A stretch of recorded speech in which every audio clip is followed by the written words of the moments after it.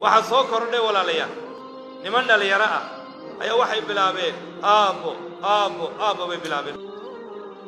arrinta noocaas sameeyna lahaan jirin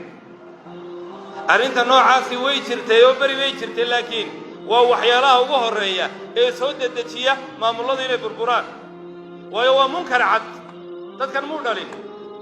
ilaahayna wuxuu udcuuhum liaabaa'ihim huwa aqsadu cinda allah aabbahood ugu yeedha saasaa cadaalad ahi markaa qofaan ku dhalin aabba tidhaa adigiina iscayday hooyadaana cayday diintiina xumaysay miyuu ku wada intan oo dhan buu dhalay kayf siduu u dhali karaa waxay soo dedejisaa burburka siyaad barra goormuu allaystay oo uu baaba'ay aabbow siyaad markii la yidhi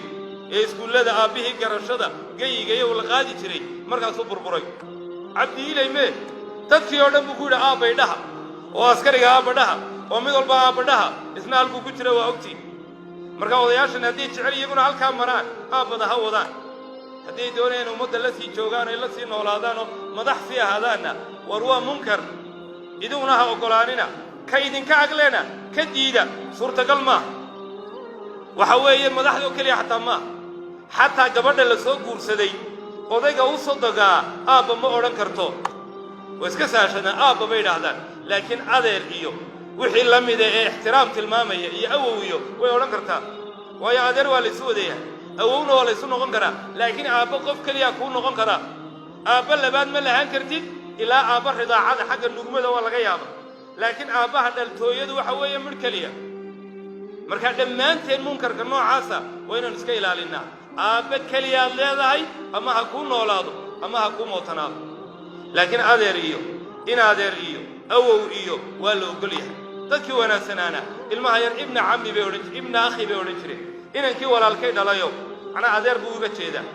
kana wuxuu odhanayaa yabna akhi markaa waxaan baraarujinayaa arrinka noocaasi waa bilow horta anuu wiiggii dhawaytunbaa igu horraysay maqalkiisa haddaan laga horteginna wuu sii fidaya wuuna sii xulaya markaasuu meel fogina la tegaya ha la afjaro naftiinna ha kharribina waalidkiinna ha caayina diintiinnana meel ha kaga dhicina ilaahay wuxuu diiday maa kaana muxammadun abaa axadin min rijaalikum walaakin rasuula allahi wa khaatama annabiyiin